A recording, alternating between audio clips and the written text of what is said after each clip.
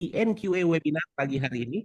Kita ketemu kembali di NQA Webinar setiap Sabtu jam 9.30 sampai dengan jam 11.30. Bagi yang pertama kali join, ya tolong dicatat ya. Setiap Sabtu kita ada event seperti ini. Jadi tolong kalau ada waktu bisa diikuti, silakan diikuti. Ajak teman-teman yang lain untuk ikutan di NQA Webinar. Free, tidak berbayar ya. Dan ini adalah media untuk sedekah ilmu. Dan pembicara kita yang akan melakukan sedekah ilmu juga bukan kacang-kacang. Mereka adalah pembicara-pembicara yang luar biasa, namun mereka punya niat yang baik dan misi yang baik, ingin berbagi ilmu ke banyak tempat atau ke banyak pihak ya. Oke, kita mulai dengan webinarnya. Saya kasih sedikit intro mengenai NQA. Oke, teman-teman nanti akan di-mute, tapi kalau mau langsung bertanya bisa di-unmute atau nanti bisa via chat terlebih dahulu, nanti akan dibacakan oleh teman-teman di sini, ada Mas Aldo dan Mas Alfon.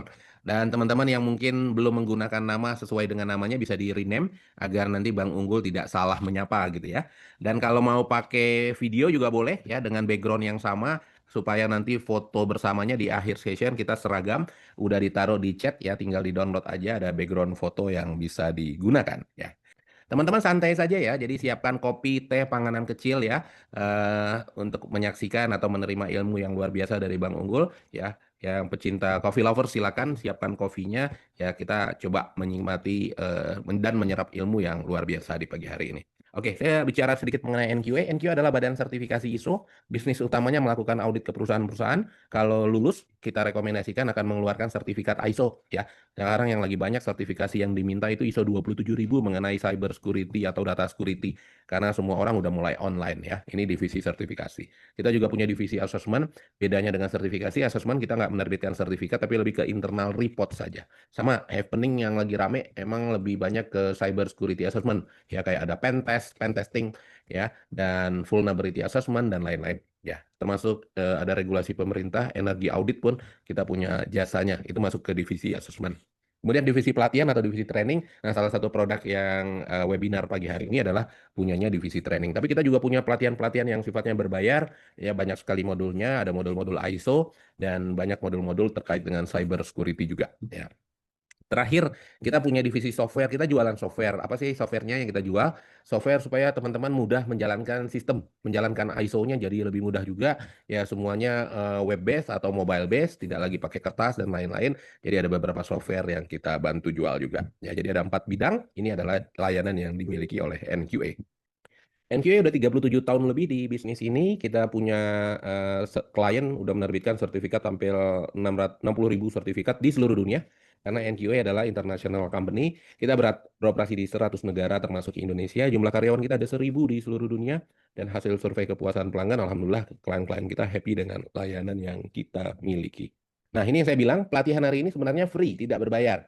Namun, ada namunnya, jika teman-teman ingin pulang atau nanti ingin memiliki sertifikat dari hasil pelatihan ini, kemudian mendapatkan juga ada materinya yang dibuat oleh tutor, sangat menarik, isinya daging semua, ingin dimiliki dalam bentuk imaterial. Kemudian juga ada 2 ebook yang related topiknya dengan topik kita hari ini, serta kalau mungkin agak ketinggalan sedikit, ingin menonton ulang bersama teman atau yang lain ya, ada rekamannya. Untuk mendapatkan 4 item tersebut ada sedikit investasi ya. Investasinya nggak besar, hanya 150.000 untuk mendapatkan 4 ya, e-sertifikat, e-material, 2 ebook, dan rekaman dari event pagi hari ini ya. Caranya gampang, tinggal foto barcode-nya, nanti teman-teman akan terkoneksi. Nah, ini 2 ebook yang akan diberikan. Dan kebetulan buku ini juga karangan pembicaranya sendiri ya. Ada 2 judul ya. Pertama Corporepreneur Leadership ya, sama yang Hypo Strategic Program. Ada 2 ebook yang diterbitkan. Teman-teman bisa miliki 2 ebook ini. Oke, ini pembicara kita yang luar biasa adalah Pak Unggul Baroto. Beliau adalah CEO dari ISE Ika Purija Silver Expert. Oleh sebab itu saya nggak buang-buang waktu, kita langsung persilakan pembicara kita yang luar biasa. Saya biasa menyapa dengan Bang Unggul. Silakan Bang Unggul untuk waktu dan tempat, silakan. Ya, terima kasih banyak Bang Putra dan teman-teman semua. Terima kasih atas kehadirannya. Hari ini alhamdulillah kita bertemu dalam forum luar biasa ini di sesi webinar, free webinar NQA. Di sini kita akan berdiskusi, saya ingin berbagi pengalaman. Jadi apa yang disampaikan di sini ini adalah hasil dari malang melintang di dunia HR dan TQM selama dari 30 tahun karir saya. Jadi alhamdulillah apa yang di-share ini sesuatu yang saya lihat diharapkan bisa menjadi aspirasi, inspirasi. Jadi bagaimana situasi yang ada sekarang ini itu bisa mendapatkan sentuhan atau inisiatif-inisiatif tertentu sehingga segala sesuatunya bisa menjadi lebih baik. Jadi di sini terkait dengan manajemen tata kelola. Di awal karir saya itu disebutkan oleh atasan saya waktu itu, seorang head of HR, bahwa kepemimpinan itu alangkah baiknya kalau juga dibarengi dengan manajemen tata kelola yang sempurna. Karena kepemimpinan tanpa manajemen tata kelola itu hanya akan menimbulkan kekacauan. Jadi sekecil apapun tata kelola atau manajemen sistem yang kita terapkan itu tentunya akan sangat membantu dari kegiatan apa yang kita lakukan dalam pekerjaan ataupun kegiatan sehari-hari, baik sebagai karyawan maupun sebagai pengusaha.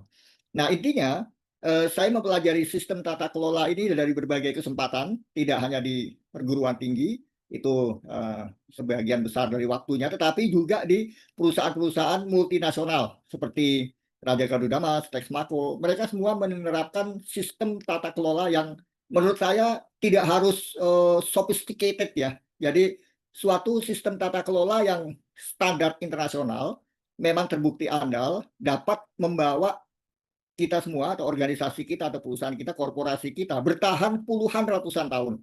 Nah, ini yang menjadi sesuatu yang saya lihat bahwa alangkah baiknya jika perusahaan-perusahaan di Indonesia bisa menerapkan sistem tata kelola yang standar. Apakah apapun sistem itu, jika memang diimplementasikan dengan sungguh-sungguh, saya kira akan membuahkan hasil. Karena kita tidak membicarakan suatu wacana, tapi membicarakan suatu fakta yang masih eksis, suatu fakta yang masih berlangsung. Perusahaan-perusahaan di Indonesia 10 tahun, 20 tahun, 50 tahun itu bangkrut ataupun pilot ataupun dibubarkan. Nah, sementara perusahaan-perusahaan itu di luar banyak sekali, puluhan ratusan. Perusahaan-perusahaan itu selama puluhan ratusan tahun mereka makin besar berkembang. Dalam situasi apapun mereka bisa memanfaatkan keadaan sehingga menjadi makin maju. Bukan mereka tidak terpengaruh dengan apa-apa saja yang terjadi, tetapi mereka bisa mengkonversi situasi internal disesuaikan dengan apa yang terjadi di eksternal sehingga mereka bisa menghadapi semua situasi itu dengan mengarah kepada akhirnya mereka makin maju berkembang puluhan ratusan tahun. Nama perusahaannya tidak saya sebutkan, tetapi kita lihat aja perusahaan-perusahaan besar yang sekarang masih tampil, bersaing, dan berada di papan atas. Itu semua menggunakan sistem manajemen tata kelola. Materi yang saya bawakan ini yang hypo, jadi diperuntukkan kepada generasi muda, itu bukan berarti hanya untuk anak-anak muda, tetapi siapapun yang bertanggung jawab terhadap kemajuan suatu organisasi, dapatlah kira-kira mengambil beberapa referensi dari sistem manajemen tata kelola yang memang bervariasi digunakan di perusahaan-perusahaan yang maju berkembang itu. Sebagian saja saya tampilkan di sini. Saya tidak ada maksud untuk menggurui, apalagi lebih pintar. Saya ingin bercerita saja. Kira-kira apa yang saya lihat, pengalaman saya di mana perusahaan-perusahaan yang menerapkan manajemen tata kelola tersebut dapat maju berkembang. Tidak hanya sebentar, tapi puluhan ratusan tahun ke depan. Dan akan mempunyai masa depan yang lebih baik karena mereka optimis. Dan sampai sekarang mereka masih maju berkembang. Mohon izin untuk slide share-nya. Sudah ya. Nah, jadi yang Hypo Strategic Program ini, itu bukan berarti kita orang muda yang ingin mempelajari sistem ini. Tetapi saya lebih mengarahkan kepada teman-teman semua bahwa di sekitar kita ini banyak generasi muda yang perlu mendapatkan pembekalan-pembekalan. Saya ingat puluhan tahun yang lalu, 30 tahun yang lalu, saya masuk ke dunia manajemen, mendapat nasihat yang singkat tetapi sangat membekas dalam hati saya, yaitu bahwa kepemimpinan itu dibarengi dengan sistem tata kelola manajemen yang andal tepat guna. Nah, di sini mitra-mitra kita ada NQA, ada IC, ada IC dan Ikapunija ini dari Organisasi Politeknik Negeri Jakarta, lalu ada unsur bisnis manajemennya dan jurusan teknik mesin. Dan siapapun di sini yang hadir, yang ingin bersama-sama dengan saya untuk memperkenalkan suatu paket sistem manajemen tata kelola yang diharapkan bisa memberikan manfaat, itu most welcome. Jadi salah satu objektifnya, mari kita diskusikan program yang perlu kita sampaikan kepada orang-orang Indonesia ini agar kita bisa menjadi bangsa yang lebih baik, bangsa yang lebih maju, bangsa yang lebih berprestasi. Di sini yang kita akan perkenalkan adalah Certificate of Awareness. Jadi pemahaman bagaimana strategi implementasi dari TQM, HR, dan Business Partner. TQM, HR, Business Partner ini itu kombinasi tentang manajemen tata kelola. Jadi sebagai suatu organisasi, mereka menggunakan quality management system. Bagaimana segala sesuatunya itu dikerjakan sesuai dengan peruntukannya. Apakah itu standard of procedure, apakah itu standar-standar kompetensi, apakah itu sistem-sistem pemecahan masalah. Sebagian saya ambil dari konsep TQM, Total Quality Management. HR sebagai suatu departemen atau suatu bagian yang memfasilitasi sumber daya manusia, itu memungkinkan bahwa program-program TQM ini bisa terintegrasi dengan baik. Dan akhirnya fokus kepada business partner, di mana fungsi-fungsi TQM dan HR itu tidak berdiri sendiri, tetapi lebih mengarah kepada keberhasilan-keberhasilan dari organisasi. Nah, inilah yang disebut sebagai strategic implementation. Nanti variasinya tentu bisa ditambahkan dengan sistem-sistem manajemen yang lain, ada performance management, ada Six Sigma, ada katakanlah just in time dan sebagainya, turunan-turunannya tentu akan cocok sekali untuk diterapkan, sehingga tujuan utama membangun suatu organisasi yang makin maju itu bisa direalisasikan dengan semacam mengintegrasikan konsep-konsep atau sistem manajemen tata kelola ini. Jadi intinya pemahaman implementasi HR TQM Business Partner. Pada prinsipnya, semua ini adalah upaya integral perusahaan atau organisasi yang mengacu kepada peningkatan kualitas berkesinambungan, selalu menuju ke tingkat-tingkat yang lebih baik. Selalu prestasi yang sudah ada diperbaiki menjadi lebih baik lagi sesuai dengan rencana. Pada semua proses, pada produk dan layanan-layanan. Yang akan melakukannya adalah setiap orang di dalam organisasi, melibatkan keterlibatan kita semua, dari top manajemen sampai dengan siapapun yang ada dalam perusahaan itu, termasuk helper dan lain-lainnya. Bagaimana fokusnya? Peningkatan loyalitas pelanggan dan pada hasil bisnis yang lebih baik. Pelanggan akan loyal kepada kita jika produk kita itu disukai, diminati oleh masyarakat, cocok dengan apa yang dibutuhkan. Nah, di sini pelanggan yang kita maksud itu adalah siapapun yang berada di sekitar kita, siapapun yang berinteraksi dengan kita. Jadi tidak hanya industri atau pabrik atau perusahaan dengan para customernya, dengan para pelanggannya, tetapi juga mitra-mitra kerja itu adalah pelanggan kita.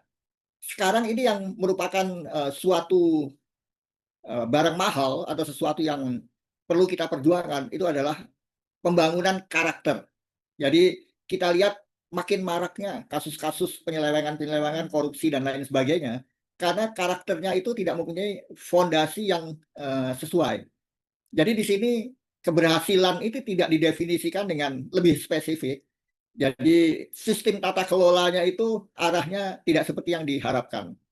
Jadi pada prinsipnya itu learning by doing, lifetime experiencing, dan real life belajar dari real life challenge. Ada satu yang tidak saya tulis di sini, tapi nanti akan kita bahas bersama, yaitu iman cerdas. Jadi kita mengacu kepada keberhasilan dunia dan akhirat. Jadi bagaimana caranya sistem tata kelola yang kita akan bahas bersama ini itu bisa memberikan manfaat tidak hanya dunia tapi juga akhirat. Dunianya juga tidak hanya puluhan tahun saja, tetapi bisa diharapkan sampai ratusan tahun, jangka panjang akan kokoh, kuat, terintegrasi. Karena itu merupakan gabungan antara karakter, kepemimpinan, dan manajemen sistem tata kelola. Jadi 3 hal ini yang ingin dicoba dirangkum, dan semua itu tidak dimulai dari sesuatu yang sulit, ya, tetapi dimulai dari apa adanya saja, apa yang terjadi di sekeliling kita. Jadi yang kita jadikan referensi di sini adalah star principle. Situasinya seperti apa?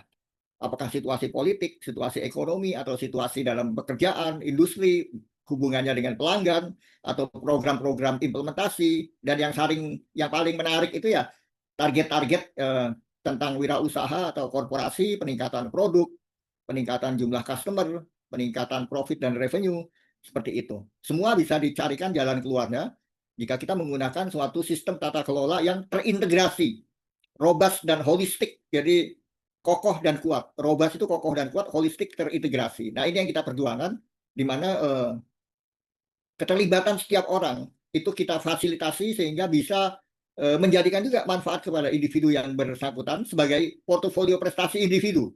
Sementara yang kita perjuangkan juga tidak hanya individunya, tapi portofolio prestasi dari organisasi kita. Pencapaian-pencapaian yang berhasil, pencapaian-pencapaian yang sesuai dengan rencana, atau bahkan mungkin melebihi dari target, overshoot. Ruang lingkupnya seperti itu. Membangun keberhasilan puluhan ratusan tahun. Eskalasi keberhasilan strategik kokoh kuat terintegrasi. Nah, jadi di sini jelas bahwa tidak mungkin ini dilakukan oleh seseorang, tetapi kita harus menjamin bahwa setiap orang dalam organisasi, setiap orang dalam perusahaan itu memberikan kontribusi positifnya. Nah, bagaimana caranya? Ini melibatkan strategi-strategi yang akan kita diskusikan bersama. Mungkin kalau teman-teman ingin bertanya atau memberikan pendapat, menyampaikan opini, gagasan, dipersilahkan. Kapanpun, anytime, silahkan untuk mengajukan pertanyaan atau sekedar memberikan ulasan, dipersilahkan. Di sini terminologi yang mungkin mudah digunakan, mudah diingat juga, super team. Mohon maaf saya menggunakan logo Superman, tetapi maksudnya ini kita justru tidak ingin menjadi Superman. Kita ingin menjadi super team. Gesit tangkas. Gesit tangkas ini kepanjangan dari agile. Jadi agile itu dalam bahasa Inggris, alangkah baiknya kalau kita juga punya terminologi yang sesuai, lincah, ya, gesit tangkas, semangat berprestasi. Dan yang terpenting, setiap orang memberikan kontribusi terbaiknya. Ini harus kita tanamkan kepada setiap orang. Mereka tidak hanya punya tanggung jawab, tetapi juga punya hak untuk memberikan kontribusi terbaiknya. Jadi kita harus ingatkan semua orang, terutama generasi muda, bahwa masa depan itu harus dibangun.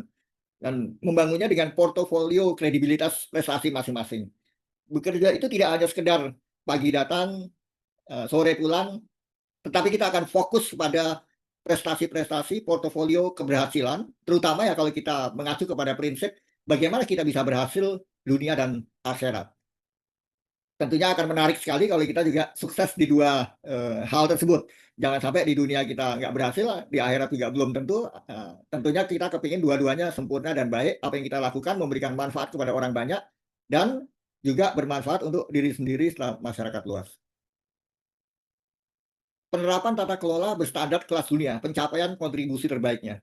Jadi di sini kita bisa menetapkan pilihan kita bahwa kita menggunakan sistem-sistem yang sudah ada. Kita tidak perlu mencari sesuatu yang baru, tetapi dengan menggunakan sistem-sistem yang sudah ada, yang memang lazim dipakai, paling tidak kita ikuti konsep-konsepnya sebagai dasar dari melakukan kebaikan atau pencapaian prestasi, itu bisa dilakukan. Jadi kita sedemikian rupa harus memilih sistem-sistem mana. Seninya justru mengkombinasi sistem-sistem tersebut, sehingga betul-betul sesuai dengan kebutuhan kita. Jadi tidak hanya sekedar mengikuti suatu kebiasaan, tetapi kita bisa sedemikian rupa mengkompilasinya menjadi sesuai dengan kebutuhan. Karena setiap organisasi atau perusahaan tentu tidak berada di tahap yang sama. Ada yang di tahap awal, ada yang di tahap mempertahankan, dan ada yang di tahap advance untuk meraih keberhasilan lebih baik lagi.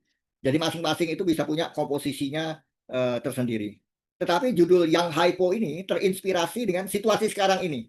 Jadi di situasi sekarang ini generasi muda itu dinilai tidak kompeten, dinilai tidak sebaik generasi sebelumnya, tidak mempunyai fondasi mental yang kuat, pendidikan tinggi tetapi daya juangnya lemah. Nah, itu semua sebetulnya tidak menjadi beban dari generasi muda itu sendiri. Itu selalu terjadi di tiap zaman. Hanya kebetulan aja sekarang itu menjadi topik. Sehingga pada prinsipnya, manajemen tata kelola yang sempurna itu akan mengcover, akan menutup semua kelemahan-kelemahan itu. Tidak hanya untuk generasi muda, tetapi siapapun dalam organisasi yang memang punya tanggung jawab dan wewenang terhadap target-target perusahaan. Nah, sekarang ini begitu banyaknya paket-paket pendidikan. Tetapi pada prinsipnya yang perlu menjadi bahan renungan kita, itu adalah learning by experiencing. Portofolio prestasi berbasis learning by doing. Apa yang dihadapi saat itu, situasi yang terjadi, yang menjadi tanggung jawab kita, itu dikerjakan dengan sebaik-baiknya. Bagaimana dari suatu objektif itu bisa tercapai, itu yang perlu diupayakan. Jadi kita kerjakan dengan sebaik-baiknya, karena tidak ada satupun di dunia ini yang kita bisa siapkan persis pas seperti yang diinginkan. Apalagi pendidikan-pendidikan sekarang ini mungkin belum mengacu kepada spesialisasi, masih generalis, sehingga bagaimana caranya siapapun itu kita arahkan bahwa mereka itu bisa menghadapi situasi saat itu, situasi-situasi yang memang perlu penyelesaian-penyelesaian pada saat itu dengan cara-cara yang tepat. Learning by doing.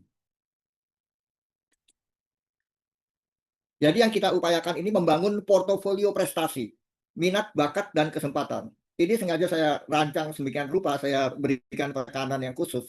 Karena kadang-kadang kita itu melakukan kegiatan itu kalau tanpa diimbangi dengan pemahaman bahwa ini adalah penting, maka apa yang kita lakukan itu menjadi biasa-biasa saja. Padahal apapun yang kita lakukan, sekecil apapun yang kita lakukan, jika kita tahu peruntukannya, kita tahu alasannya, dan kita yakin bahwa ini adalah suatu peluang untuk berprestasi, maka kita akan lebih bersungguh-sungguh melakukan itu semua. Apakah itu tugas dari supervisor, tugas dari manajer, atau tugas dari korporasi, pada prinsipnya sama semua. Lifetime experiencing real life challenge. Jadi apa yang ada di sekitar kita ini, baik sebagai karyawan, pengusaha, mahasiswa, ataupun CEO, itu semua berhadapan dengan real life challenge. Target-target apa yang kita hadapi sekarang. Nah, sekarang yang terpenting ini kita tahu target-targetnya apa. Jadi jangan sampai target-target yang menjadi fokus kita itu bukan target-target kekinian. Nah, gimana caranya supaya kita tahu persis target-target kita apa. Ini yang kita namakan dengan distribusi kebijakan, nanti akan kita bahas di slide yang terkait. Jadi pada prinsipnya, ini pengalaman pribadi saya yang sangat menyentuh sekali, yaitu di mana anak saya Renita, dia pada saat baru lahir umur 2 tahun itu dia senang coret-coret tembok. Dia senang coret-coret tembok, tidak kita tegur, kita marahi enggak, tapi justru kita belikan krayon, buku gambar dan sebagainya. Akhirnya dia senang menggambar, lalu dia di SD, SMP, SMA dia betul-betul menekuni hobi menggambar ini, mendapatkan portofolio prestasinya sendiri, menang juara ini, juara itu dan sebagainya. Dan yang lebih berkesan lagi, kami tidak tinggal di kota besar, tapi di suatu kota kecil di Jawa Barat. Bahkan mungkin juga bukan di tempat ibu kota kabupaten, tetapi dia dari sekolah terpencil itu ternyata bisa masuk ke ITB. Jadi bisa masuk ke ITB, akhirnya kuliah di sana, cum laude, lulus, mendapat pekerjaan. Nah, itu semua dari self trust, inner confidence dia. Ini terjadi bertahun-tahun, dia belajar dari yang paling kecil, coret-coret tembok, sampai dia bisa berkarya, kuliah di suatu universitas bergengsi di Indonesia, universitas terbaik di bidangnya. Dan tidak hanya itu, akhirnya dia juga mendapatkan order-order untuk membuat desain-desain yang akhirnya masuk ke dalam suatu majalah internasional, majalah Vogue. Di sini ada videonya, saya coba tampilkan.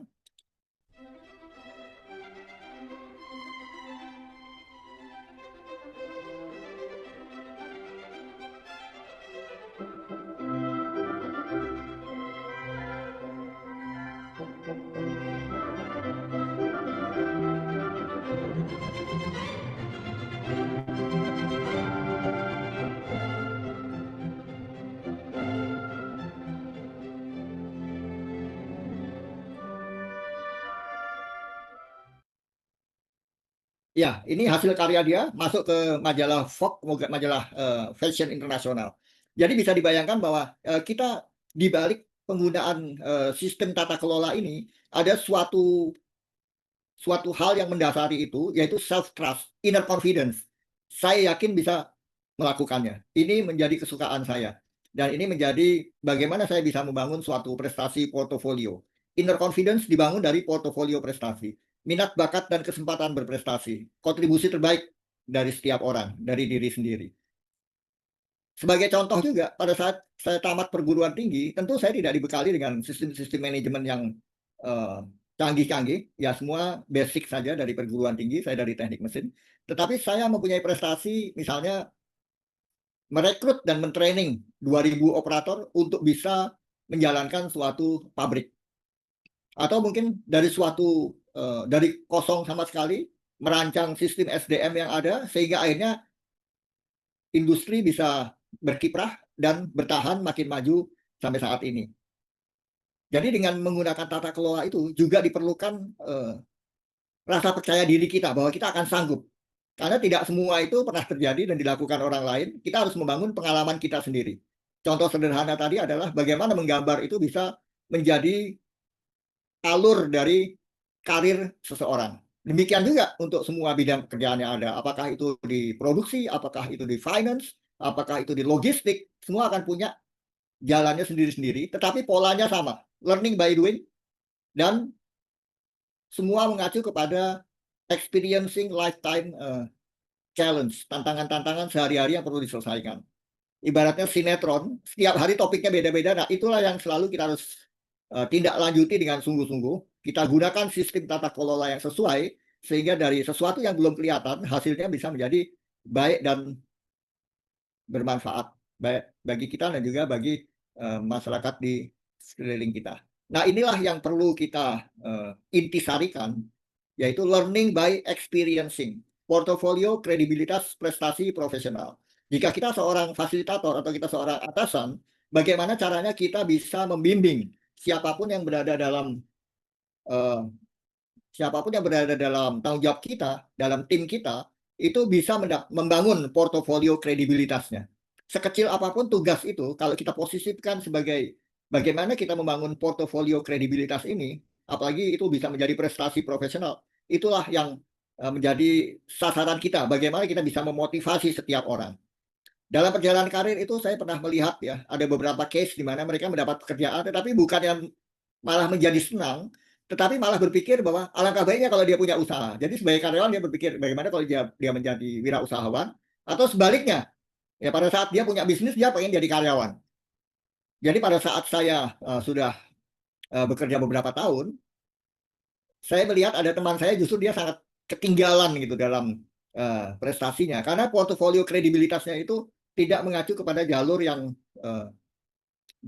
betul-betul dia inginkan, sehingga dia akan mengalami kesulitan memilih kira-kira apa sih yang menjadi kesempatan dia, minat, bakat, dan kesempatan. Jadi alangkah baiknya kalau kita bisa membimbing orang atau seseorang bisa mendapatkan minat, bakat, dan kesempatan yang paling tidak kronologikal itu nyambung begitu. Jadi ibaratnya kalau suka menggambar, akhirnya bisa membangun prestasi di bidang seni, dan akhirnya bisa membangun perjalanan hidup, karir, menafkahi diri dan keluarga dari semua yang dia kuasai itu. Yang suka di bidang pelatihan, yang suka di bidang industri, semua juga sama. Bagaimana kita bisa betul-betul menyikapi apa yang menjadi perhatian kita, sehingga bermanfaat untuk diri kita sendiri. Di sini tantangannya, putra-putri Indonesia bersanding tegak sejajar bangsa-bangsa besar.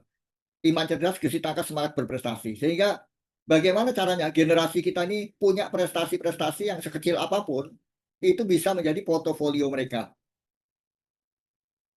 SDM berkarakter prime mover kemajuan Indonesia. Nah, jika kita mulai semua ini dari generasi muda, mereka menjadi prime mover kemajuan Indonesia, maka kemajuan Indonesia juga akan terfasilitasi dengan baik. Indonesia bisa menjadi bangsa besar.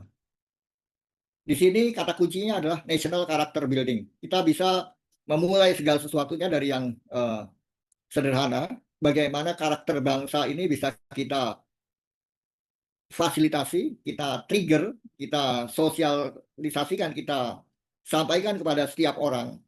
Dari hal yang terkecil, misalnya disiplin, bangun pagi. Saya melihat bahwa ada satu hal yang mulai bergeser, bahwa kemampuan bangun pagi itu makin lama makin hilang. Jadi generasi muda ini lebih senang sekarang ini tidak bangun pagi, sehingga malam mungkin mereka menghabiskan waktunya sampai larut, bangunnya kesiangan, dan seterusnya. Ini yang mesti kita sampaikan kepada mereka, bahwa pilihan ini akan sangat penting bagi tidak hanya mereka, generasi muda itu, tetapi juga bangsa kita. Jumlahnya juga kita bisa lihat statistik sederhana ini, bahwa Gen Z itu jumlahnya baby boomer 14%, Gen X 16,9%, Alpha 16,9%, sehingga kira-kiranya 45,5%. Hampir setengahnya itu adalah generasi muda. Intinya begitu aja. Nah, strategik objektifnya, bagaimana semua itu bisa terrealisasi, yaitu bahwa situasi yang dihadapi ini bisa selalu ditindaklanjuti dengan benar, itu dengan menggunakan daily practices dan total involvement. Daily practices ini sesuatu yang tiap hari dilakukan. Jadi kalau kita pernah melihat bahwa ada seorang petinggi militer Inggris menyampaikan bahwa kita akan bisa menyelesaikan tugas kita dalam satu hari itu jika tiap pagi kita make your bed, kita bisa merapikan tempat tidur kita. Jika kita sudah bisa merapikan tempat tidur kita, maka apapun yang terjadi dalam hari itu bisa kita selesaikan dengan lebih baik, karena kita selalu bergerak dari keberhasilan ke keberhasilan. Nah, inilah yang saya maksud dengan panduan fasilitasi SDM, prime mover keberhasilan daya saing kompetitif. Jadi kata kuncinya adalah daily practices, sesuatu yang kita lakukan setiap hari yang akan bisa menjadi fondasi keberhasilan daya saing kompetitif. Budaya perusahaan, pilar-pilar budaya itu semua mengacu kepada uraian ini. Bahwa perusahaan pun, organisasi pun, korporasi pun, budaya-budayanya akan terimplementasi memberikan manfaat positif jika dilakukan dengan konsisten dan komitmen tinggi. Ya, sebut saja daily practices. Bagaimana meeting pagi, diskusi, saling sapa, saling kenal, ataupun daily practices apapun lah yang kira-kira bermanfaat, saling melaporkan, rutin communication, itu bisa dibangun. Nah, semua itu akan lebih baik menurut hemat saya jika basic mentality, iman cerdas ini diperkenalkan. Jadi iman cerdas ini bagaimana setiap orang itu menyikapi bahwa keberhasilan dunia akhirat ini perlu diperjuangkan. Jadi tidak hanya sekedar keberhasilan dunia, tetapi keberhasilan akhirat juga. Memberikan kebaikan-kebaikan. Sekecil apapun kebaikan yang kita berikan, itu akan kembali kepada kita. Jadi bagaimana caranya setiap dari kita, terutama generasi muda ini, bisa berpikir bahwa yang perlu diperjuangkan itu adalah memberikan suatu kebaikan. Jadi apapun tujuan manajemen, apakah tujuan formal, tujuan pekerjaan, itu harus dilandasi dengan etika budaya perilaku yang sesuai. Jadi kalau kita memproduksi suatu barang, suatu jasa, tentu diharapkan tidak hanya sekedar memberikan keuntungan hanya di satu perspektif, tetapi ada di beberapa perspektif lainnya. Nanti kita akan bahas di slide-slide terkaitnya. Jadi perspektif itu kalau balance scorecard ada 4, maka kita akan tambahkan menjadi beberapa. Sebetulnya bebas aja, tetapi ya karena ini adalah informal ya, resep kita untuk membangun kredibilitas prestasi profesional, tentu kita tidak dibatasi, tetapi kita bisa memilih perspektif mana yang menjadi prioritas. Minimal ada 6 nanti. Jadi pada prinsipnya, National Character Building ini itu menjadi fondasi dari World Class Human Capital Development yang semua sebetulnya kalau kita upayakan untuk terimplementasi, tidak harus dimulai dari sesuatu yang rumit, ramah, jujur, sopan. Itu perlu kita perkenalkan kepada tim kita. Rajin, rendah hati, terutama sabar. Sabar, syukur, ikhlas. Ini 3 kata yang saya pikir kalau kita bisa aplikasikan dalam kegiatan sehari-hari, tidak akan ada itu perselisihan, pertentangan, target pekerjaan yang tidak tercapai. Semua bisa kita peroleh melalui suatu proses yang memang wajar dan standar. Terutama yang gembira. Bagaimana caranya kita ini bisa menyikapi segala sesuatunya dengan positif. Kalau kita tanya kepada siapa di sekeliling kita, mungkin kita seorang manajer, kita bisa tanya kepada anak buah kita, pada tim kita, bagaimana kita mendemonstrate sabar, bagaimana kita mendemonstrate syukur dan ikhlas. Ya tentu masing-masing akan bisa menjawab ya, tetapi intinya jawaban-jawaban itu akan bervariasi dari yang sangat sesuai, kurang sesuai, dan mungkin ada yang tidak relevan juga begitu. Nah, ini kita mencoba membuat semacam panduan bahwa setiap orang itu paling tidak bebas untuk membuat standar-standar. Kalau dalam perusahaan itu ada yang namanya standard of kompetensi, maka kita juga harus bisa juga paling tidak mendemonstrate suatu perilaku ramah, jujur, sopan, rajin, rendah hati, sabar, syukur, ikhlas yang sederhana-sederhana ini dari sisi terminologinya, tetapi sangat berat untuk diimplementasikan dalam kehidupan sehari-hari. Kita bisa mendemonstrate hal-hal tersebut dengan membuat standar-standar sederhana. Nah, kalau ini sudah menjadi suatu kebiasaan, artinya setiap orang punya standar yang memang bisa dipertanggungjawabkan, yang memang terkomunikasikan, tersampaikan, dan tiap hari kita lakukan, maka kita sudah mulai bisa membangun karakter budaya bangsa. Antri misalnya, budaya antri.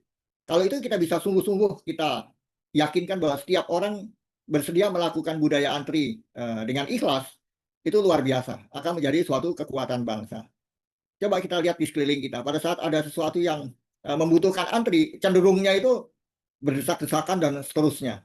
Nah, kalau ini kita bisa lebih tingkatkan lagi dalam lingkungan kita, dalam super tim kita, maka semua itu akan mengacu kepada apa yang kita inginkan, membangun generasi muda yang lebih berprestasi. Kompetensi diri yang kita bisa perkenalkan kepada mereka, pada generasi muda atau tim kita yang ingin bisa membangun kepemimpinan sampai berhasil membangun prestasi profesional, kredibilitas profesionalnya, itu kejujuran, komitmen, komunikasi, kepemimpinan. Ada beberapa hal yang kita bisa latih, kejujuran untuk yang sifatnya personal, dan kejujuran yang sifatnya manajerial atau operasional. Komitmen yang sifatnya individual, komitmen yang sifatnya eh, organisasi, memberikan manfaat untuk organisasi. Komunikasi dan kepemimpinan sudah jelas. Dan beberapa faktor yang kita bisa tambahkan di sini, kreatif, confident, cara-cara baru, orientasi pada proses, perbaikan berkesinambungan. Kompetensi diri ini bisa kita perkenalkan kepada tim kita. Bagaimana komitmen bisa terimplementasi dalam pekerjaan sehari-hari. Nanti akan ada contoh kompetensi dari integritas. Nah, ini di sini adalah pilar kompetensi. Pilar kompetensi itu ada 6. Biasanya akronimnya adalah ASKERA. A untuk attitude, S untuk skill, K untuk knowledge, R responsibility, accountability. Semua ini dibonding dengan keluasan. Keluasan ini secara lebih mudahnya lagi kita sebut saja iman cerdas. Iman cerdas ini bagaimana kita selalu mengacu bahwa apa yang kita lakukan ini diharapkan tidak hanya positif untuk kegiatan kita di dunia, tetapi juga tentunya bernilai akhirat. Jadi suatu kebaikan. Jika itu sudah bisa kita sampaikan kepada tim kita, kepada tiap orang yang ada di sekeliling kita, akan menjadi fondasi bahwa kecurangan-kecurangan itu tidak diinginkan. Ibaratnya kalau kita sekarang ini punya bad habit, kita tahu bahwa bad habit itu tidak baik, tentu akan kita hilangkan sehingga kita fokus kepada hal-hal yang memang menjadi kebiasaan-kebiasaan baik. Etika, budaya, perilaku yang baik. Orang nanti diminta untuk melakukan kejahatan, misalnya korupsi, tentu dia akan menolak juga gitu. Karena dia tahu bahwa itu tidak akan baik untuk kehidupan akhiratnya. Apapun agama dia, apapun posisi dia, siapapun dia, kalau dia bisa mengingat bahwa semua itu akan dipertanggungjawabkan di akhirat, tentu dia tidak akan sembarangan dalam hidupnya. Nah, ini adalah integrasi dari kompetensi dan iman cerdas tadi. Izin Pak Unggul, Iya, silakan. dipersilakan bila Bapak Ibu ada pertanyaan bisa tulis di kolom chat atau langsung. Bila tidak ada, mungkin saya yang bertanya, Pak. Ini dia. Silakan Bang Alphonse. Tadi di awal kita Bapak menguraikan tentang inner confidence ya, Pak. Iya, betul. Yang Inner self-trust, confidence. inner confidence. Iya, Membangunnya iya. dengan learning by experiencing dan learning by doing ya, Pak. Betul. Iya, cocok. Mungkin ada satu lagi, Pak. Learning by mistake, Pak. Iya, itu termasuk juga. Luar biasa, betul. Soalnya kan kalau orang pasti banyak kesalahan, Pak. Betul. Jadi kalau buat membangun kepercayaan ya butuh, Pak. Learning by mistake, Pak. Mungkin Betul, ya. kalau yang dijelaskan sama Bapak mungkin bisa ditambahkan kali ya, Pak ya. Iya, begini contohnya. Jadi dalam kehidupan nyata itu saya ambil satu kasus di pabrik. Di pabrik ini ada produksi, di mana produksi itu ada tuntutan target, biasanya begitu. Paling umum lah, targetnya harus produksi 200 begitu. Tetapi karena satu dan lain hal, maka target yang diperoleh hanya 150, jadi 75% misalnya. Dan ini sering terjadi dan sangat umum begitu. Tentu kan di situ ada kesalahan-kesalahan yang terjadi. Apakah kesalahan dari operator, apakah kesalahan dari proses, ya, atau kesalahan dari material dan sebagainya. Dalam manajemen jasa juga seperti itu. Apakah ada kesalahan prosedur, apakah ada kesalahan informasi. Nah, jadi kesalahan-kesalahan itu justru yang kita inventaris, kita diskusikan bersama, sehingga kita bisa mendapatkan suatu kesimpulan di mana kesalahan-kesalahan itu bisa diperbaiki. Jadi learning by mistake itu salah satu yang sangat tepat sekali untuk disampaikan gitu, Bang Alphonse. Luar biasa. Misalnya juga begini, customer complaint. Customer complaint itu terjadi karena ada masalah yang diterima oleh customer, sehingga customer keberatan dan menyampaikannya kepada kita.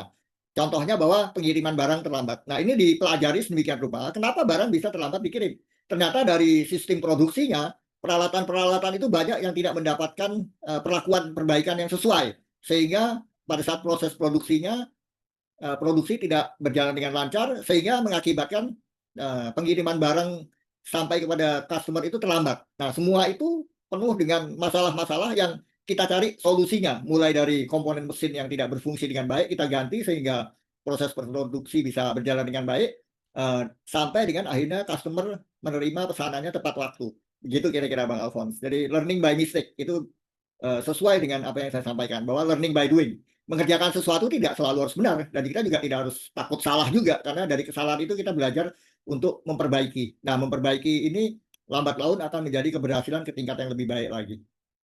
Kira-kira menjawab pertanyaan Bang Alphonse? Iya, Pak. Menjawab sekali, Pak. Jadi Ya, saling berhubungan ya, Pak ya. Learning betul. by doing, learning by experiencing. Ya, dan dalam TQM ini dilakukan secara masif terstruktur oleh siapapun di dalam organisasi, mulai dari CEO sampai kepada helper atau siapapun yang pada posisi paling bawah, itu semua memberikan kontribusi terbaiknya karena sistemnya dibangun untuk itu. Begitu. Ada Pak Putra, Pak. Oh ya, ya gimana? Bang Silakan. Unggul izin bertanya, bukan bertanya ya, mungkin tadi ada topik yang saya senang banget itu ya. Salah satu indikator itu khususnya untuk anak muda harusnya indikatornya adalah bangun pagi ya, Bang Unggul. Iya, betul, Karena betul. ya ini kita nggak bicara agama, tapi hampir di semua agama sebenarnya ya salah satu indikator adalah melihat, taruhlah kita cara menyeleksi karyawan aja ya, kita bisa tanya sebenarnya paling gampang bangun paginya jam berapa gitu. Jadi itu salah satu indikator. Karena bangun pagi itu kan nggak mudah ya Bang Unggul ya. Karena yang melawan diri sendiri itu yang paling sulit katanya.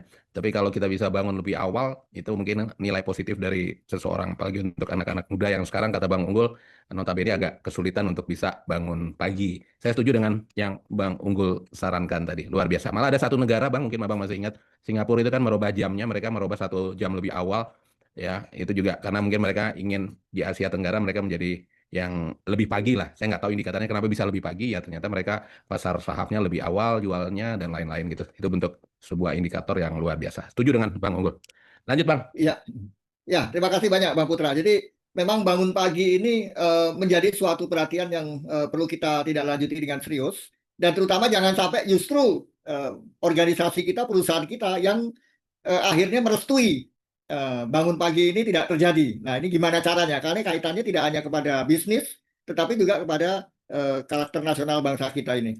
Nah, sekarang yang kita perlu cermati lebih dalam lagi, selain dari learning by doing itu, apakah by mistake, apakah by something perfect, doing something perfect, intinya experiencing by real life challenge. Dan di tingkat korporasi itu alangkah baiknya jika terintegrasi kokoh kuat. Jadi semua sistem dalam organisasi mengacu kepada experiencing the same real life challenge yang memang harus dihadapi saat itu. Kata kuncinya adalah competen with achievement.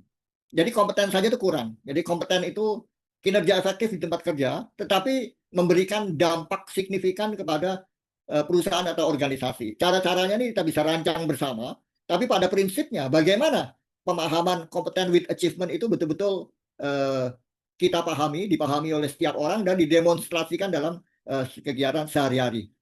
Kompeten with achievement. Kompeten saja artinya bisa mengerjakan segala sesuatunya sesuai standar, tetapi dia harus punya portofolio prestasi keberhasilan.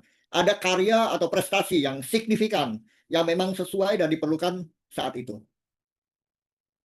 Jadi ada 3 hal di sini, total involvement, daily practices, dan daily management. Dengan 3 hal ini kita bisa mengembangkan budaya organisasi, budaya tim kita. Jadi kita tidak hanya bicara korporasi, katakanlah kita punya toko, atau kita punya usaha, atau kita punya tim hobi sepak bola.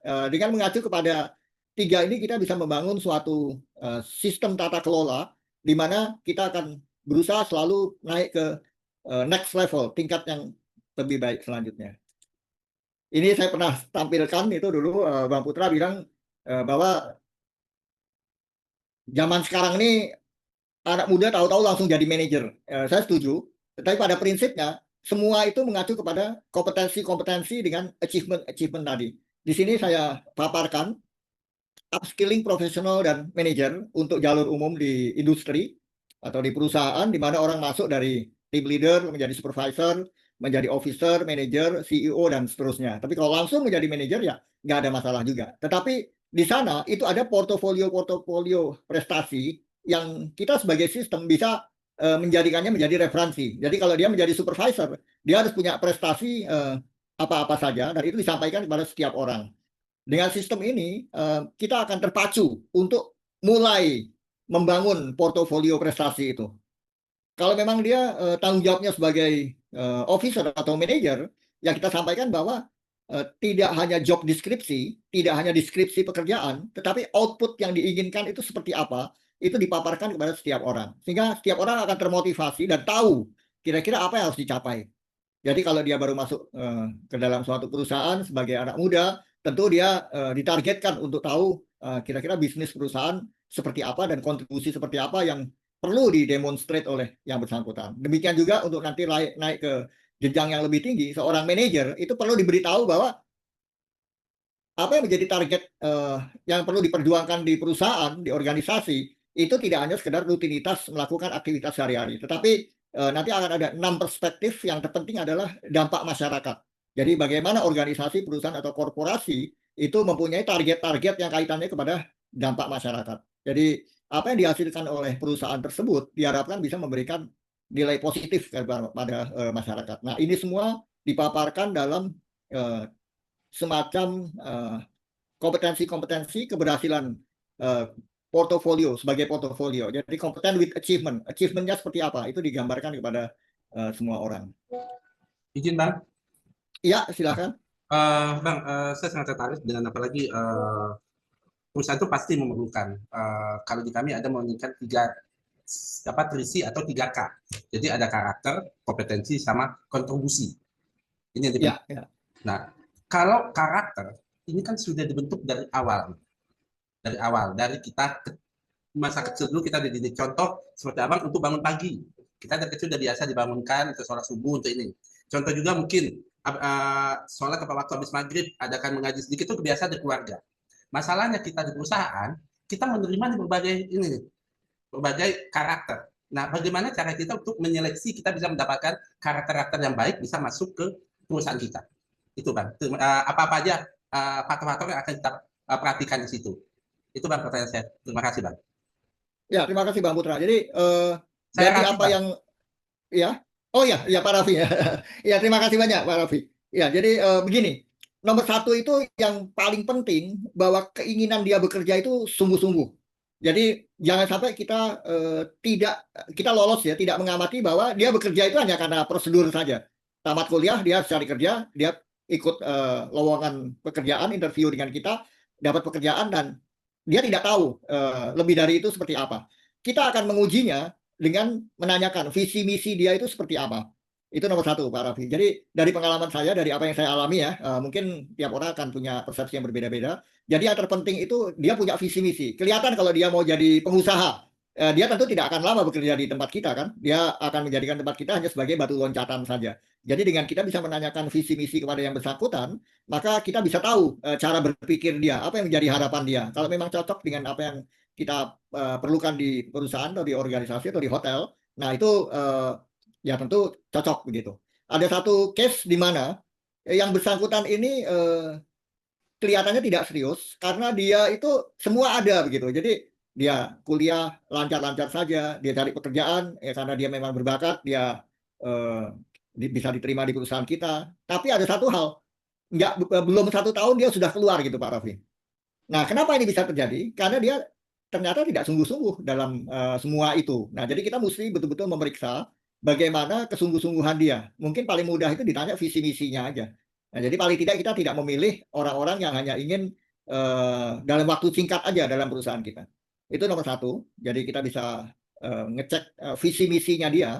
Karena visi misinya ada cara berpikir. Jadi pada saat kita tanya dia akan menyampaikan dan dari situ kita bisa menilai. Jadi misalnya ditanya, kira-kira cita-cita Anda apa? Wah, saya pengen punya perusahaan, saya pengen punya toko. Nah, itu bagaimana kaitannya dengan masa bekerja? Ya, kita bisa cek di situ. Yang kedua, itu paling enak itu dari merekrut dari kalangan best effort of life. Jadi kalau dulu saya diberitahu bahwa best effort of life itu bahwa seseorang itu tidak mudah mendapatkan itu semua, maka dia akan lebih menghargai. Jadi misalnya saja kalau merekrut, saya pernah mencoba merekrut lulusan yang tamat kuliahnya bukan tahun ini, tapi tahun sebelumnya. Ternyata terbukti selama 1 tahun dia tidak mendapatkan pekerjaan. Dia itu katakanlah dia bekerja di bengkel ayahnya ya. Ini cerita nyata ini. Dia itu lebih menghargai saat dia mendapatkan pekerjaan, begitu Pak Raffi. Nah, jadi itu poin kedua. Poin yang ketiga, ya kita bisa cek dari sistem-sistem yang memang sudah baku, ada di ISC, ada pencarian bakat, talent management, ya kan, bahkan mungkin ada yang pakai mencoba melihat karakter atau sidik jari dan sebagainya. Jadi 3 hal itu saya pikir sudah cukup, karena karakter itu beda dengan kesungguh-sungguhan tadi.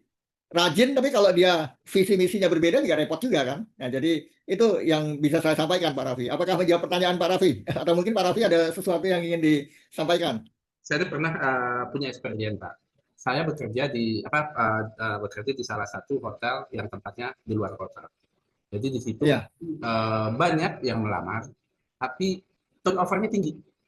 Karena jadi tempat saya bekerja itu semacam training center jadinya. Jadi kalau sudah mereka bisa pindah, mereka bisa pindah. Nah itu emang salah satunya emang ininya di karakter gitu loh Pak Infokin ini. Jadi seperti kata Bapak tadi emang kalau emang dia punya visi misi emang nggak berniat lama kita kan bisa ketahuan. Jadi itu Pak yang memang yang paling susah kita deteksi dalam ininya termasuk untuk karakter ini Pak. Iya, saya setuju. Justru tadi diagram yang sedang kita lihat itu, di mana ada portofolio yang dipersyaratkan untuk bisa naik ke jenjang yang lebih tinggi, itu diperkenalkan kepada setiap orang. Nah, jadi ada satu cerita juga, ini betul-betul yang terjadi. Jadi saya dengan tim itu pernah berpikir bahwa bagaimana caranya operator itu yang notabene adalah STM, dia tidak sampai harus berpikir bahwa seumur hidup dia akan jadi operator. Jadi kita bisa sampaikan kepada mereka bahwa mereka bisa juga menjadi manajer atau general manager. Nah, caranya bagaimana? Itu kita sosialisasikan kepada mereka bahwa mereka perlu mendapatkan peningkatan kompetensi. Yang tadinya kompetensi operasional, kita bisa arahkan menjadi kompetensi supervisory. Nanti di atas itu bisa ke kompetensi yang lebih strategik. Jadi mereka bisa lihat dengan mata kepala sendiri bahwa kalau mereka sungguh-sungguh bekerja di dalam organisasi kita, mereka bisa juga mendapatkan mencapai tingkatan-tingkatan yang ya bukan suatu mimpi ya, karena memang itu bisa diraih oleh siapapun. Apalagi nanti diberi kesempatan untuk kuliah lagi, diberi kesempatan untuk melanjutkan pendidikan yang lebih tinggi lagi. Jadi itu kami semua lakukan, karena memang perusahaan di tempat saya belajar itu semua, mempraktekkan itu semua, itu udah puluhan ratusan tahun makin berkembang, sehingga apapun programnya itu kita jalankan. Dari mereka dikuliahkan, bahkan dikuliahkan ke luar negeri. Tetapi yang menariknya, udah diberi kesempatan pun kadang-kadang seseorang itu tidak tertarik untuk diberi kesempatan untuk kuliah lagi. Dia pikir itu hanya sekedar cara-cara untuk mengikat yang bersangkutan. Tapi terbukti bahwa ternyata karena memang kita adalah perusahaan kelas dunia, dia tahu begitu dia pindah ke tempat lain, ya dalam waktu singkat aja dia tahu bahwa ternyata perusahaan-perusahaan yang menerapkan tata kelola standar internasional itu tentu lebih mapan. Itu tentu lebih besar. Pilihannya kan kita asal bekerja aja di perusahaan kecil, atau kita bekerja di perusahaan besar, tapi mulai dari awal, ya kan seperti itu. Nah, jadi menarik sekali itu. Nah, ini semua nggak ada yang jelek, nggak ada yang bagus. Mau jadi kutu loncat pun saya pikir bagus juga. Kalau memang udah takdir ya kita syukuri aja. Tetapi alangkah baiknya kalau wawasan ini bisa dipahami oleh seseorang bahwa bekerja itu tidak hanya sekedar cari nafkah. Bekerja itu kan untuk bagaimana caranya kita menjalani hidup sehingga kita bisa menjadi individu yang baik, sehingga kita memberikan nilai positif bagi diri kita, keluarga kita, dan masyarakat, terutama keberhasilan dunia dan akhirat. Kalau semua hanya mengacu kepada dunia saja, mau begini, mau begitu, mau begini, ya saya pikir itu akan merupakan suatu fondasi yang tidak kuat gitu Pak Raffi. Oke, siap Pak. Kira-kira gitulah, artinya masing-masing tentu punya pengalamannya. Ya, silakan teman-teman kalau ada lagi yang mau bertanya sebelum saya lanjutkan, atau kita diskusi sesuatu. Oke, saya izin untuk menampilkan slide lagi. Nah, ini bagaimana karir itu bisa dibangun, prestasi itu bisa dirancang, itu wajib disampaikan kepada setiap orang dalam organisasi. Kebetulan ini adalah sistem di pabrik, tetapi analoginya bisa kita lakukan di dalam perusahaan yang lain ataupun dalam tim kita. Nah, pada prinsipnya setiap orang itu wajib untuk kompeten with achievement. Jadi tahu standarnya, dapat melakukannya dengan benar, dan punya prestasi-prestasi yang membanggakan dia.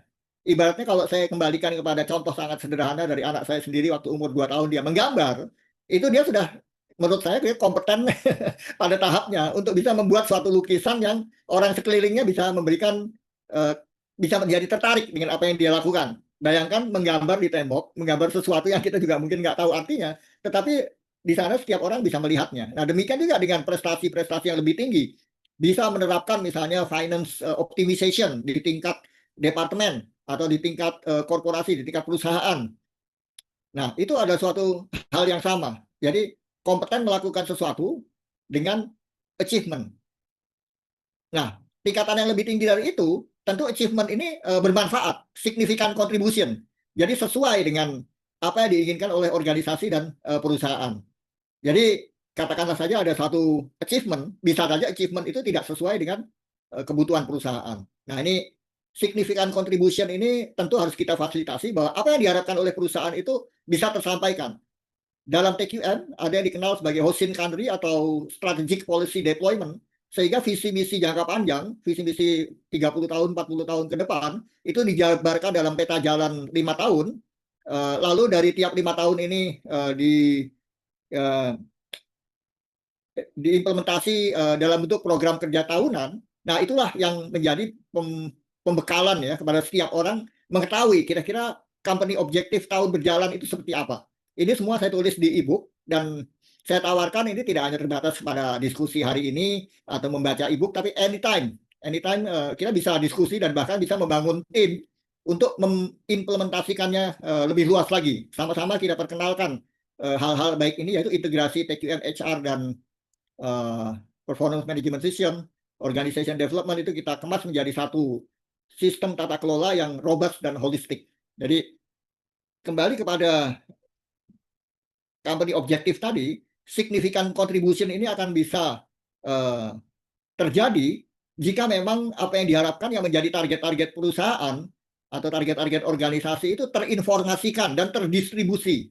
Nanti akan ada tabelnya di mana semua itu kita bisa lihat bagaimana caranya kebijakan distribusi kebijakan manajemen ini bisa diketahui oleh setiap orang.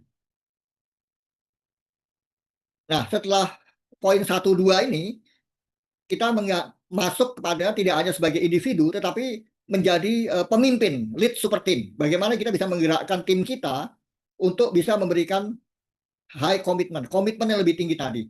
Setiap orang difasilitasi memberikan kontribusi terbaiknya. Jadi signifikan kontribusi dari setiap orang dalam tim kita, sehingga super team kita ini bisa mendapatkan professional performance. Super team ini bisa aja tim kecil kita, departemen kita, atau perusahaan kita, atau korporasi kita. Dan kalau memang di tingkat yang paling tinggi ini bisa terintegrasi dengan kokoh dan kuat, maka itulah yang menjadi brand image dari company kita. Jadi bagaimana culture itu dibangun dari tiap individu yang ada, total involvement. Nah, kembali kepada STAR Principle, semua ini akan terjadi secara alami, mengacu kepada STAR Principle, Situation, Task, Action, and Result. Secara mudah saja, situasi selalu ada, selalu kita hadapi. Kita tinggal lihat internal, eksternal, apa yang terjadi, itulah situasi yang dihadapi. Keinginan kita, target-target perusahaan, target-target organisasi, apa yang perlu dikerjakan, akan juga bisa ditentukan. Tindakan yang dilakukan dan bagaimana hasilnya. Nah, ini perlu diukur sedemikian rupa sehingga pencapaian-pencapaiannya selalu bertahap meningkat. Eskalasi keberhasilan. Kalau balance scorecard ada 4 perspektif, maka di sini saya tambahkan menjadi yang terpenting itu dampak masyarakat. Jadi dampak masyarakat dan budaya, kebiasaan sehari-hari. Yang lainnya sama, financial, partnership, operation, dan organization learning. Satu hal yang kita bisa coba sekarang, bagaimana kita bisa membangun suatu kondisi di mana experiential learning, belajar menghadapi situasi ini, itu bisa kita sosialisasikan kepada tim kita, sehingga apapun yang terjadi saat itu kita bisa dapatkan solusi penyelesaiannya. Paling tidak kita punya rencana-rencana apa yang ingin dikerjakan. Dan ini sudah umum biasanya akan ada di perusahaan. Tetapi dengan ditambahi bahwa objektifnya tidak hanya balance scorecard finansial saja misalnya atau productivity saja, tetapi bagaimana kita bisa melihatnya dari dampak masyarakat. Apalagi sekarang ini sudah ada ESG, ERC, SDG juga, Social Development Group. Itu akan lebih menarik lagi jika pemahaman itu sudah bisa disampaikan kepada setiap orang dalam perusahaan bahwa zaman sekarang ini kita mesti peduli lingkungan juga. Jadi makin hari makin kompleks, tetapi pada prinsipnya sama saja. Yaitu bagaimana kita menyikapi situasi yang sekarang sehingga kita bisa mendapatkan kebaikan-kebaikan bagi masyarakat, organisasi, dan kita sebagai individu. Saya coba tampilkan ini menjadi tiga sektor, yaitu kepemimpinan, lalu performance management, tata kelola, dan super team. Jadi tiga ini akan menjadi basic fondasi yang saya pikir sangat penting untuk diresapi, karena di awal karir saya juga atasan saya itu head of HR dari suatu korporasi, dia menyampaikan bahwa kepemimpinan itu harus diimbangi dengan kemampuan manajemen yang sesuai.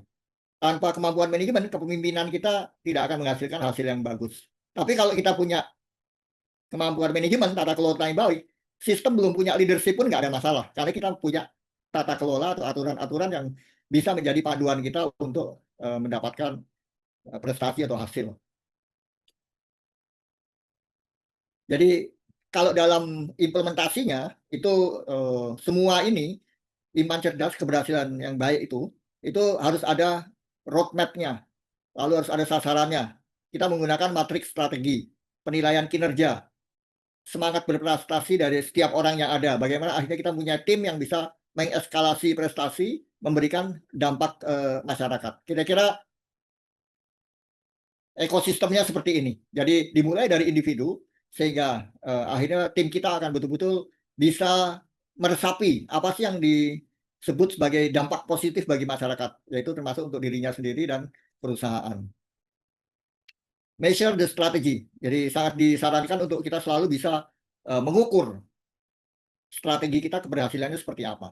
Ini mengacu kepada konsep PDCA, SDCA, yaitu kita mulai dari plan, do, check, dan action. Setelah kita bisa menyelesaikan masalah-masalah yang kita hadapi, maka kita akan masuk ke tahap standardize, do, check, dan action. Kita menyiapkan standar-standarnya. Kita meningkatkan standar-standarnya. Jadi ada dua hal, PDCA, Plan, Do, Check, and Action, lalu SDCA, Standardize, Do, Check, and Action. Nah, kalau kita coba jabarkan 6 perspektif keberhasilan ini dalam tahap Plan, Do, Check, and Action, kita akan mendapatkan semacam peta strategi yang seperti kita lihat ini. Jadi untuk dampak masyarakat, kira-kira apa yang kita akan lakukan? Yaitu membangun nilai tambah lingkungan, sosial, budaya. Sehingga perusahaan kita ini tidak hanya baik dalam hal finansial, tetapi memberikan dampak masyarakat. Coba kita renungkan, kira-kira apa dampak masyarakat, dampak positif yang kita berikan kepada masyarakat dari organisasi kita, perusahaan kita, atau usaha kita. Sedemikian rupa jangan sampai justru ada dampak negatifnya. Kalau ada dampak negatifnya, kita coba arahkan dampak negatif itu tidak kelihatan.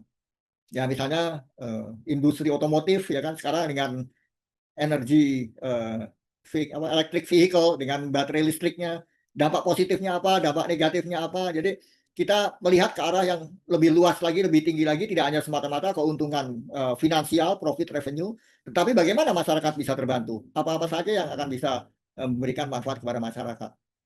Tentu akan banyak sekali, mulai dari pengurangan karbon dan sebagainya. Tetapi ini masih pro kontra, jadi cara berpikir seperti inilah yang disarankan untuk dibangun. Sehingga tidak hanya faktor finansial atau faktor bisnis, tetapi faktor dampak masyarakat juga perlu menjadi perhatian.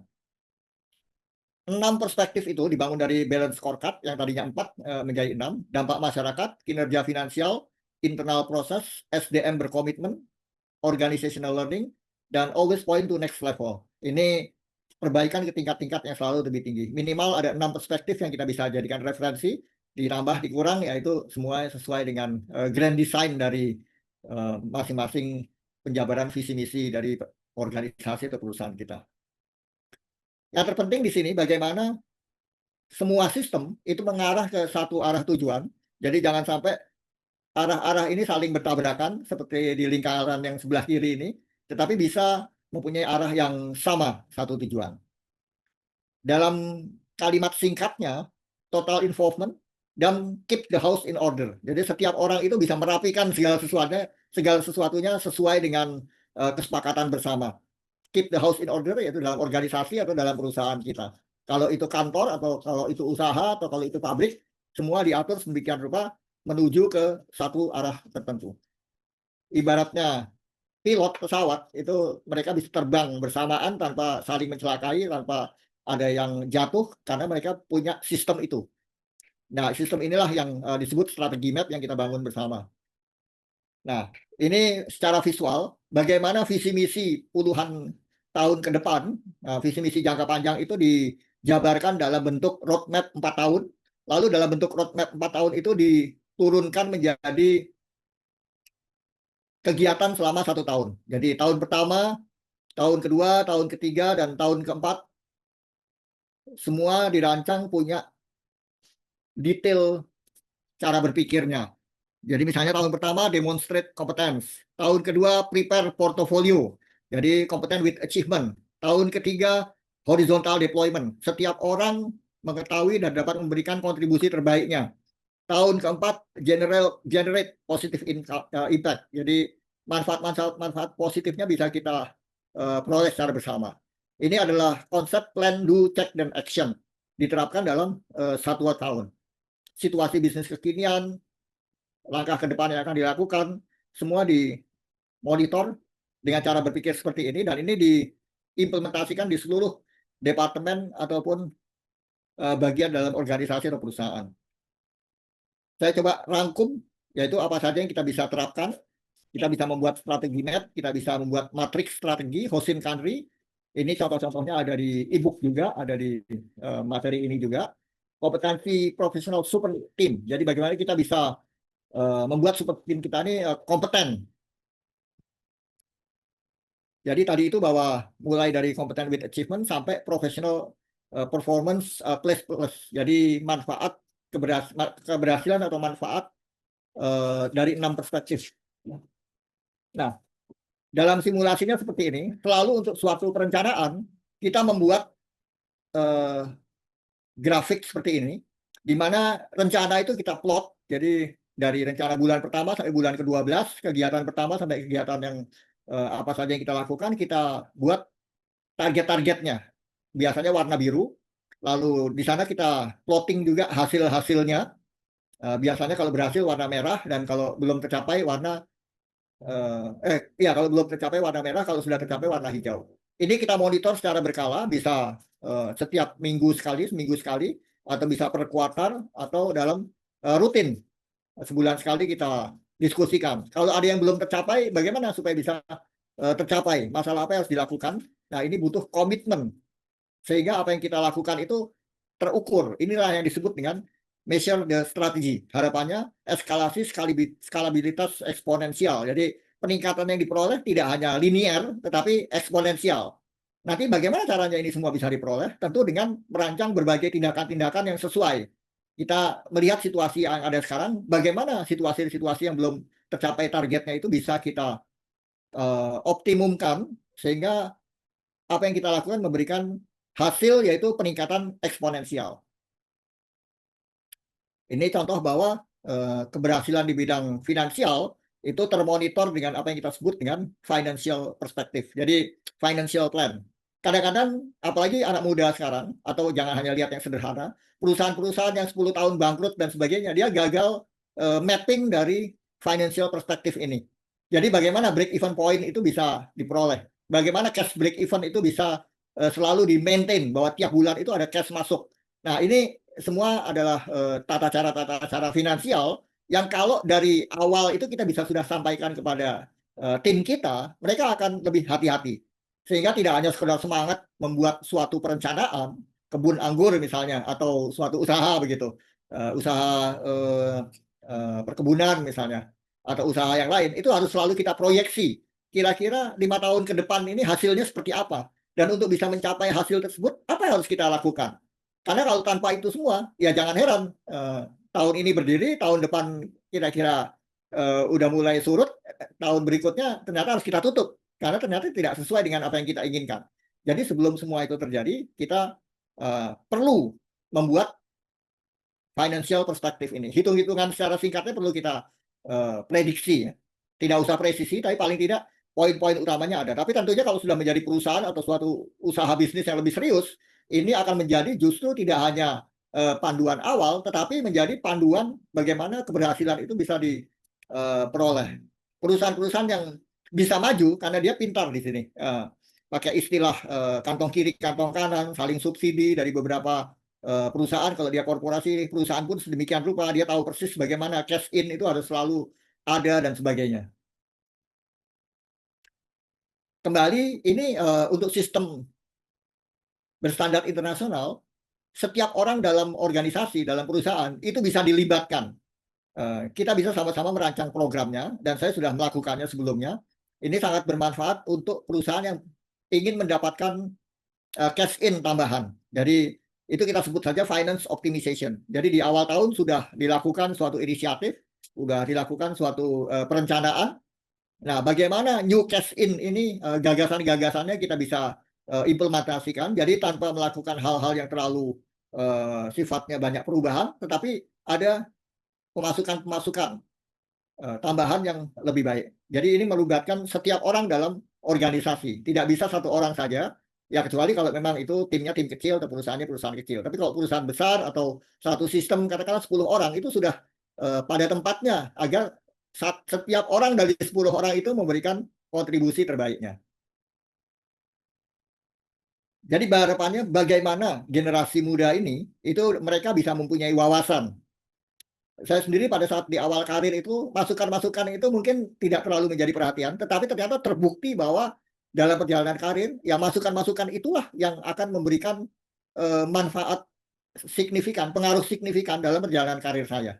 Jadi mungkin bagi teman-teman yang sudah tidak muda lagi itu juga kita pikirkan siapa sih sebetulnya bos kita yang pertama. Nah, mereka-mereka itulah yang memberikan warna kepada karir dan prestasi kita. Jadi like it or not itu pengaruhnya besar sekali. Demikian juga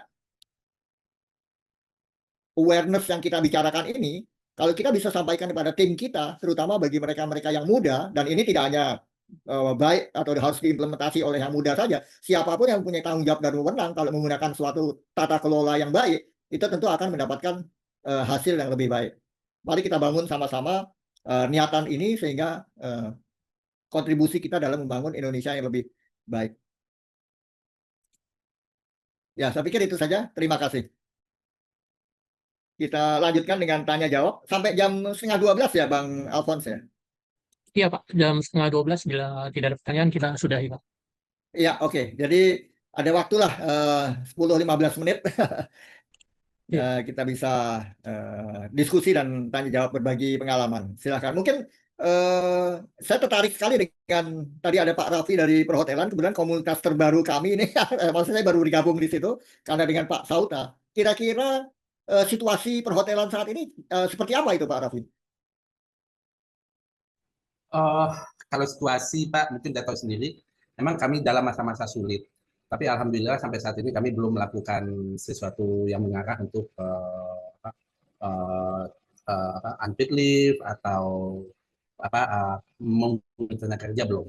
Karena emang lebih dengan tidak adanya event-event government, boleh bilang hampir nggak ada tapi sedikit, paling hanya DPR itu memang memukul banget industri perhotelan, terutama di Sumatera Barat ya, di Kota Padang. Ini sangat tergantung dengan event government. Makanya ini lagi dicari celah untuk kita lebih lagi bisnis mungkin di social event seperti wedding, wisuda, ulang tahun dan lain-lain. Nah ini terakhir juga sebenarnya kami juga banyak event seperti wisuda sekolah-sekolah mulai dari SMP, SD, SMA itu suka ngadain mereka di hotel untuk ini. Tapi dengan gubernur kami juga sama mungkin kayak Jawa Barat ya melarang mereka. Jadi emang itu memukul juga untuk kami. Jadi emang kalau situasi emang ini ya situasi yang cukup parah untuk dunia perhotelan. Mungkin Bapak sendiri juga bisa lihat sampai Pemda DKI pun memberikan pemotongan pajak sampai 50% untuk industri perhotelan.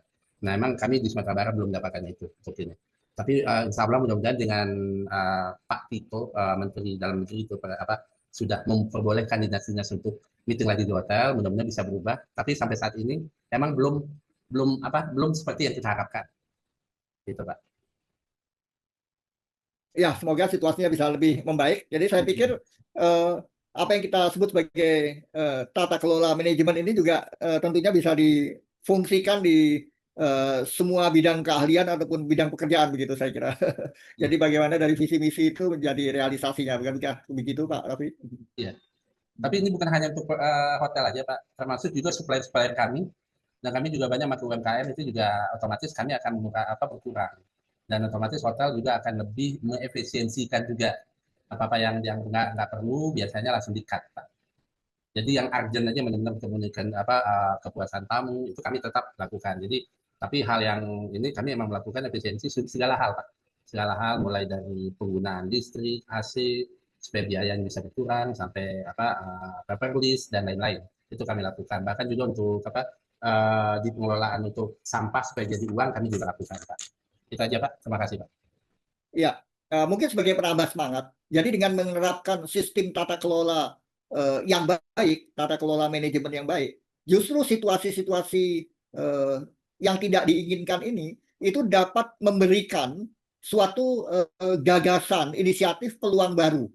Jadi di saat misalnya COVID-19 sedang merajalela, banyak bisnis ya, bukan semua, banyak bisnis yang tunggang langgang, artinya mereka tidak berhasil. Tetapi kebalikannya, ternyata ada bisnis-bisnis baru yang marak berkembang sehingga justru mencapai puncak keberhasilannya pada saat ada COVID-19. Jadi hukum alam kan seperti itu. Demikian juga di situasi seperti ini. Ya, saya pikir saya percaya itu. Gitu. Mungkin ada yang mau disampaikan, silakan ya.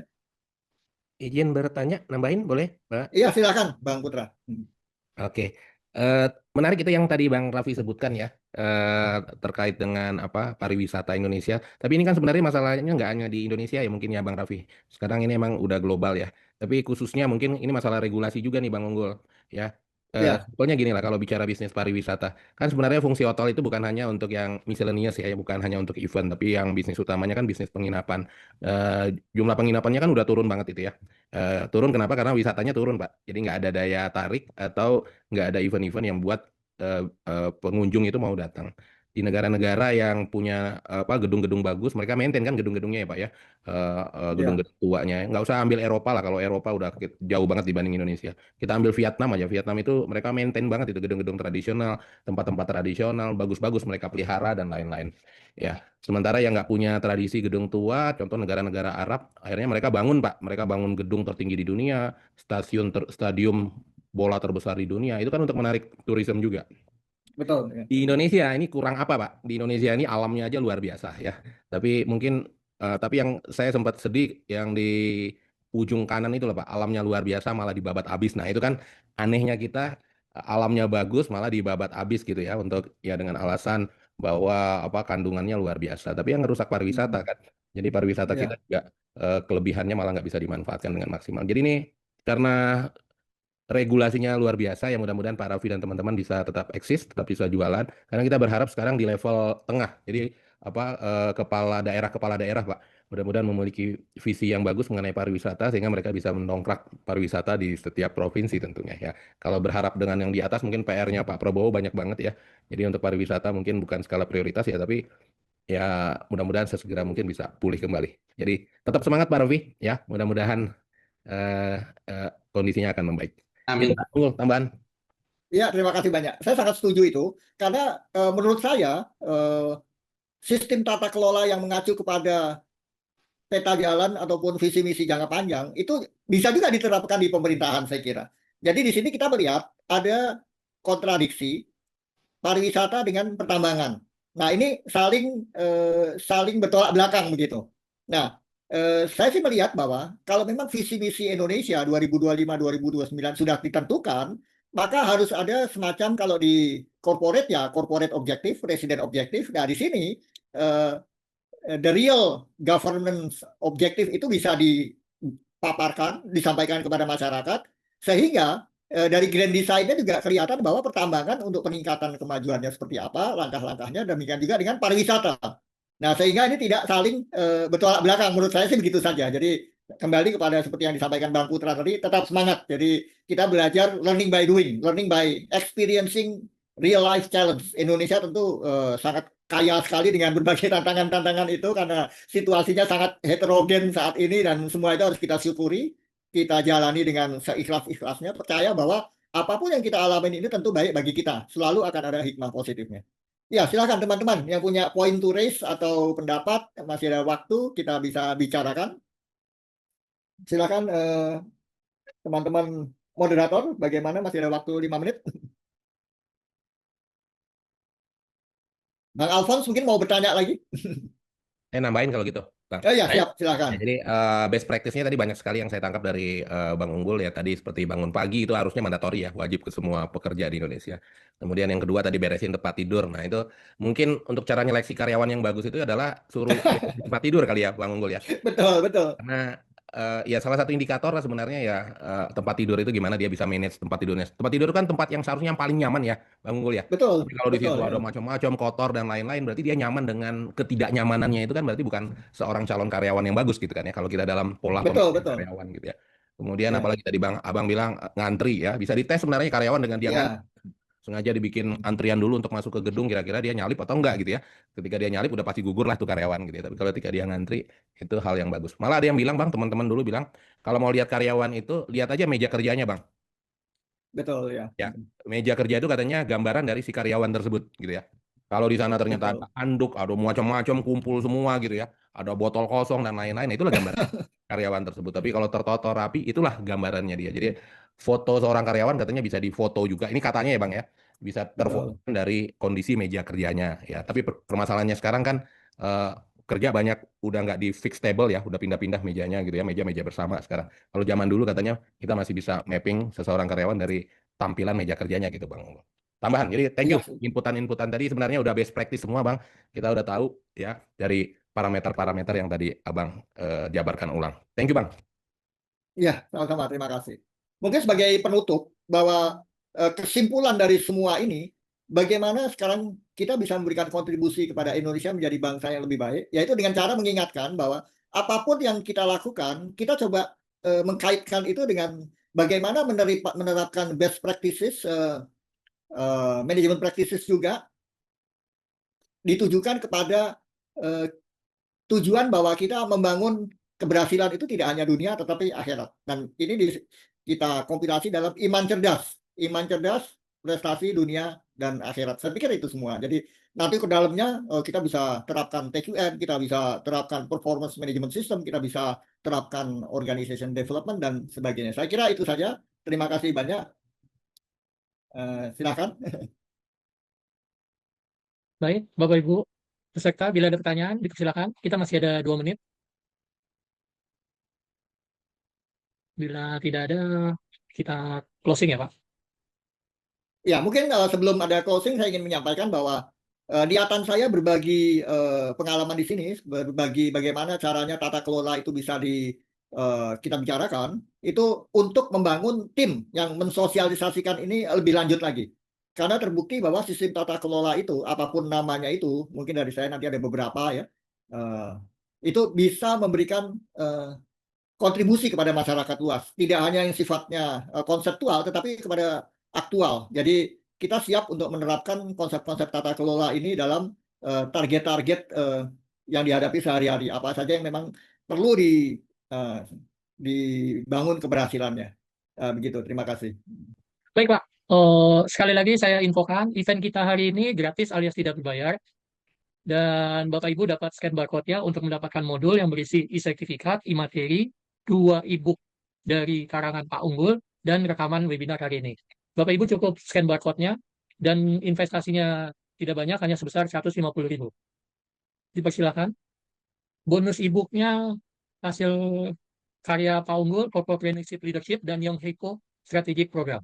Tiada gading antara kata, Bapak Ibu dapat scan barcode-nya untuk memberikan evaluasi webinar kita agar kita dapat improve ke depannya.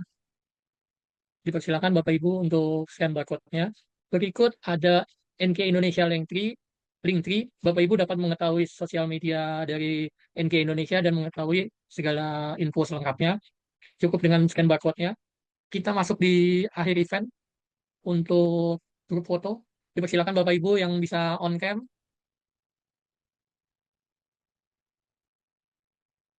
Ya, saya siap on cam.